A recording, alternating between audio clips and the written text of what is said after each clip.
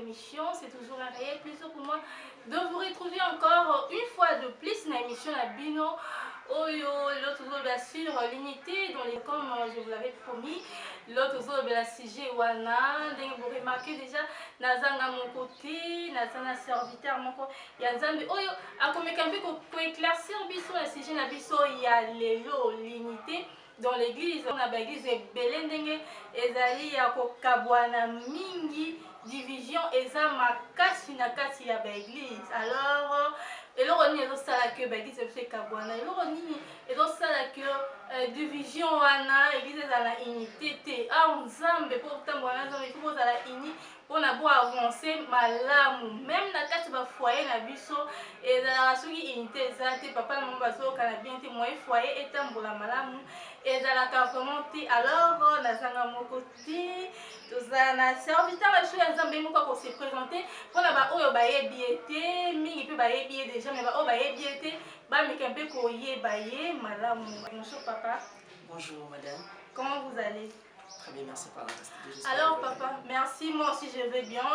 Merci d'honorer notre invitation d'aujourd'hui. Alors papa, les autres tozolobela no sujet te, soki ko se présenter na bato bazali kolanda biso mpona baoyo bayebi yo te bameka mpe koyeba yo malamu.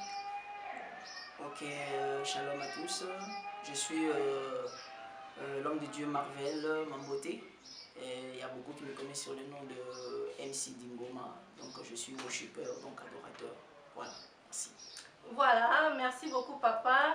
L'autre solo Bella sur l'unité dans l'église. Alors, qu'est-ce que l'unité dans la Bible? Okay. Par rapport à l'unité, définition en je dirais l'unité d'abord dans le corps de Christ est une, comment dirais-je, est une communion de solidarité. Donc, dont tous les croyants, dont la base est la foi en Jésus-Christ, donc s'est réunis en un pour, comment dirais-je, pour, ou dirais-je, dans une même foi en fait, liée à Christ. Donc Christ est la base et le Saint-Esprit qui est l'accompagnateur de croyants. Voilà. Oui, merci beaucoup papa. Alors, pourquoi l'unité est-elle si importante dans l'église? Pourquoi l'unité est importante dans l'église? L'unité est très importante dans l'église. D'ailleurs, Dieu lui-même travaille en unité. Parce que nous savons qu'il y a Dieu le Père, Dieu le Fils et Dieu le Saint-Esprit. Et les deux travaillent en un commun accord. Donc, l'unité dans l'église est très importante. Pourquoi? Parce que sans l'unité dans une église, l'évangile ne peut pas être, comment dirais-je, l'évangile ne pourrait pas avancer. Et imaginez-vous, dans une église, il n'y a pas d'unité, je ne sais pas. Qu'est-ce que vous allez faire en fait?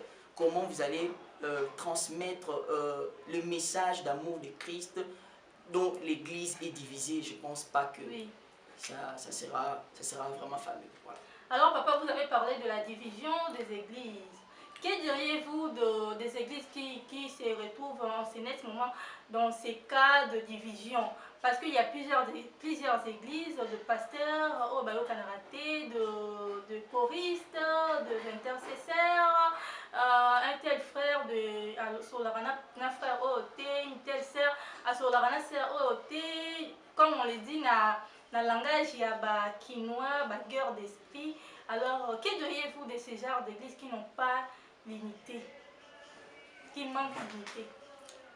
Je dirais ceci, si même nous lisons 1 Corinthiens, le chapitre 1 au verset 10, vous allez voir comment l'apôtre Paul est en train d'exhorter les Corinthes. J'ai dit 1 Corinthiens, chapitre 10. Nous allons le dire ensemble avec vous. Oui, amen. Le verset 20.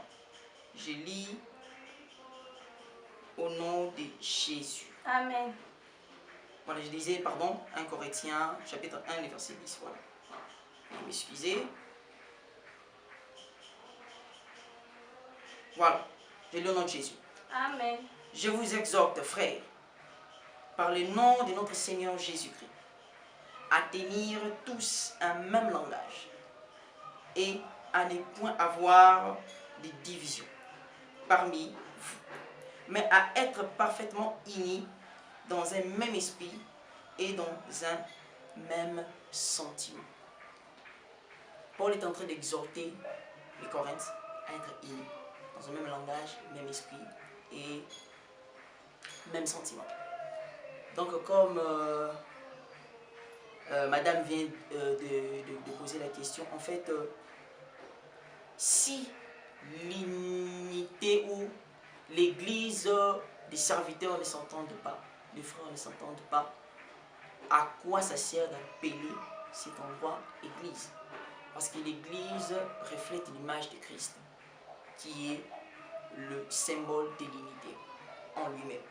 Et si l'église de serviteurs de Dieu ne s'entendent pas, les hommes de Dieu ne s'entendent pas, moi je dirais ceci, que voilà, il y a des choses à régler et à rectifier, parce que nous sommes l'image de Christ, tel que le dit la Bible. L'homme a été créé à l'image de Dieu, et dans l'image de Dieu, Dieu lui-même est amour. Dieu ne sépare pas, ne divise pas, mais Dieu unit, Dieu est amour. Alors, les serviteurs de Dieu, les hommes de Dieu, nous sommes censés de nous unir. Nous sommes censés de nous unir parce que nous sommes les personnes qui reflètent l'image de Christ. Comment nous allons transmettre de l'amour aux autres, mais si nous-mêmes nous ne sommes pas unis? Voilà un peu ce que je Alors, papa, d'après vous, quelles sont les principaux causes de plusieurs divisions dans nos églises? Parce que la plupart des églises se sont divisées. Et pour aller encore plus loin, il y a de catholiques qui se disent que non, nous sommes des catholiques, nous ne pouvons pas se réunir avec les protestants, nous sommes les protestants, nous ne pouvons pas se réunir avec les témoins de Jéhovah, tout ça. Alors, d'après vous, quelles sont les principales causes qui font que cette division puisse régner dans nos églises? Ok, moi je dirais ceci, les principaux causes, voilà, les principaux causes qui font en sorte que non, les églises ne soient pas unies. Tout d'abord commence au niveau de la doctrine, parce que souvent la doctrine également, parce que tous nous n'avons pas une même doctrine. Vous allez remarquer que voilà, les catholiques ont leur doctrine à eux, les témoins de Jéhovah, et ainsi de suite, chaque église est baptiste également. Oui. Donc chaque église a une doctrine particulière, de sa manière à voir les choses avec Dieu, voilà. Donc c'est un peu ça qui essaye qui en cause un peu principale, je dirais, de la division des églises. Mais en soi, si nous essayons de faire en sorte que voilà, que la doctrine soit juste, comment je pourrais dire ça, avoir les respects de chaque doctrine en fait.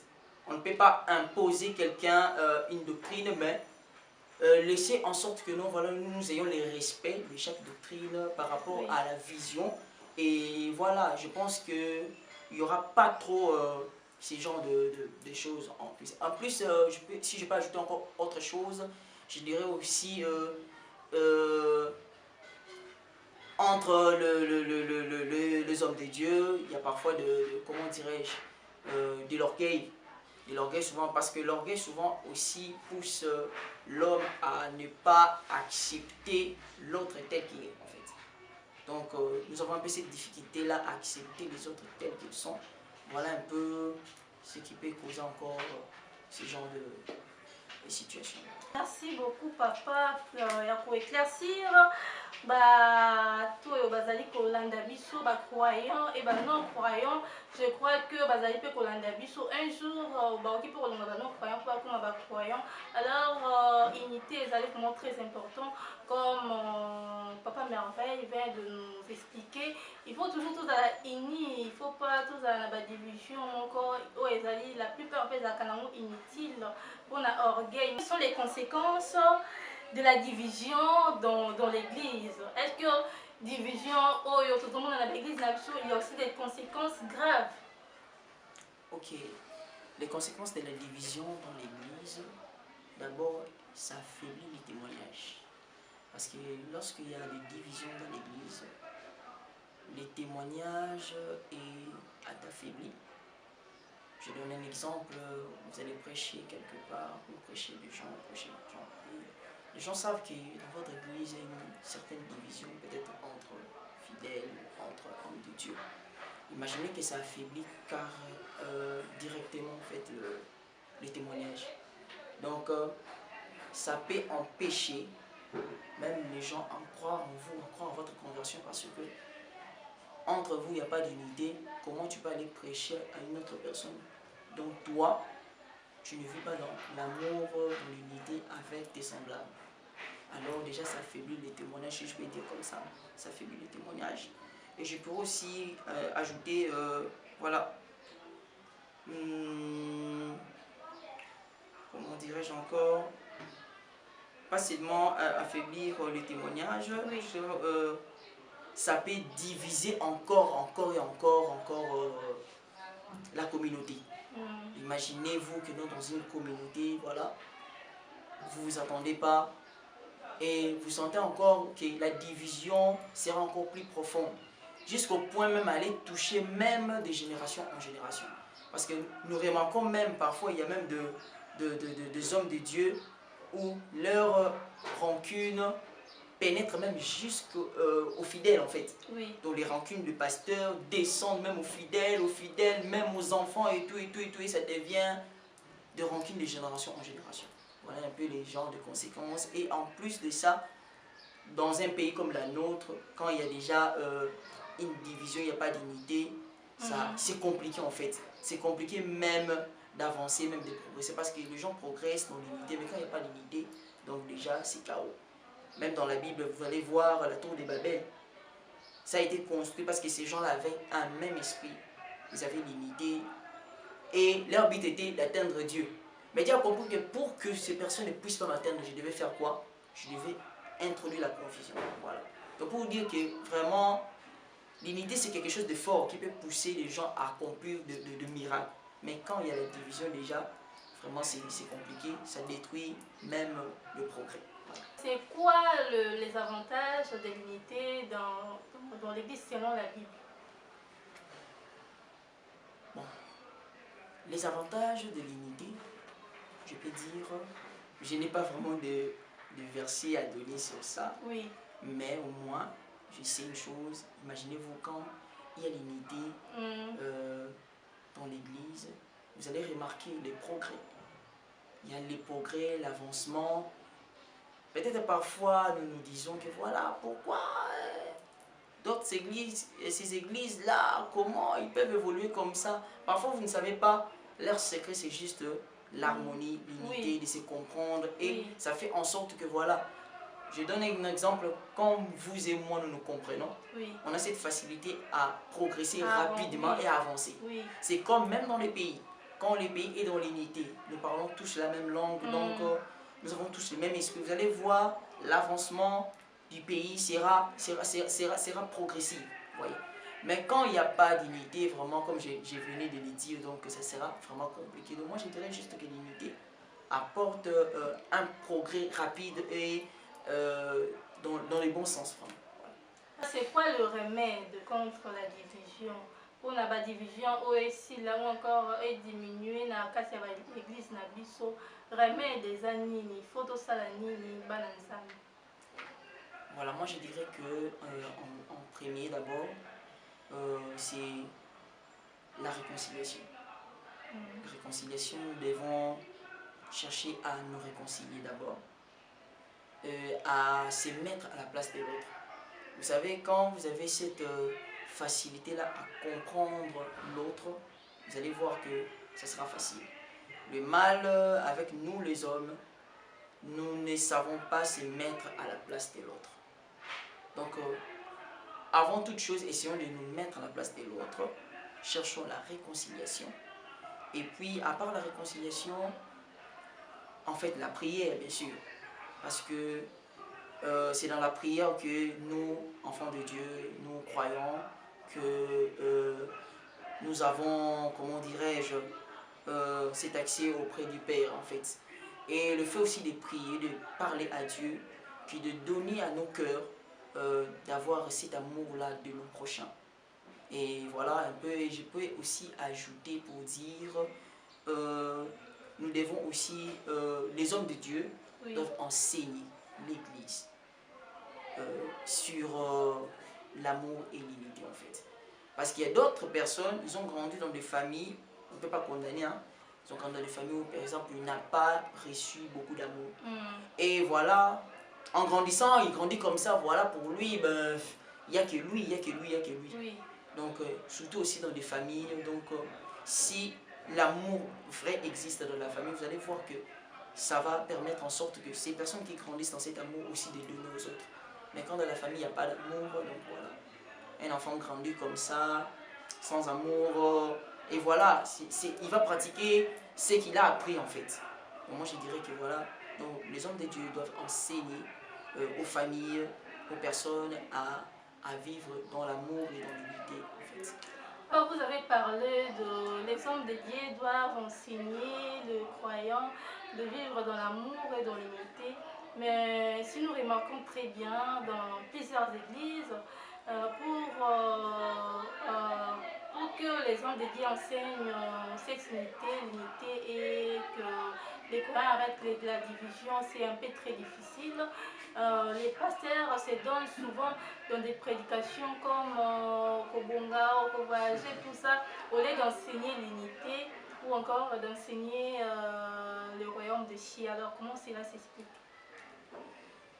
Bon, comme j'avais dit quand j'ai parlé de la doctrine, bon, ça dépend de la doctrine en fait, de l'enseignement de ce que l'homme de Dieu, le serviteur de Dieu est basé ou de ce qu'il a appris d'un mentor ou des enseignements qu'il a appris. Mais moi je dirais que l'enseignement sur l'unité doit primer en fait, sur l'amour doit primer sur parce que quand nous parlons de l'amour de Dieu, et nous savons qu'en Dieu il n'y a pas la division, il y a l'unité en fait. Donc moi je proposerais ou je demanderais aux hommes de Dieu d'insister sur ça, de ne pas trop se baser sur de messages comme oh tu vas voyager, tu vas te marier et tout et tout et tout, tout. Ce n'est pas vraiment primordial, ce n'est pas vraiment primordial parce que même il est écrit dans la Bible que l'on cherchait d'abord le royaume des cieux et sa justice et autre chose vous serez donné comme par-dessus, donc ils n'arrivent pas sur plus. Donc tout ce qui reste, le mariage et tout, ils arrivent sur plus. Mais tout d'abord, nous devons chercher d'abord ce qui est d'abord le primordial. Et ce qui est le primordial, en fait, c'est faire connaître les gens l'amour de Dieu, l'unité. Parce que comment tu peux dire que tu aimes Dieu si tu n'aimes pas ton prochain, en fait. Alors, donc, c'est ça le message qui devait primer dans nos églises pour qu'il y ait un changement radical dans nos églises. Voilà, merci beaucoup papa d'avoir honoré notre invitation. Nous sommes arrivés à la fin de notre émission. Votre mot de la fin par rapport à notre sujet d'aujourd'hui.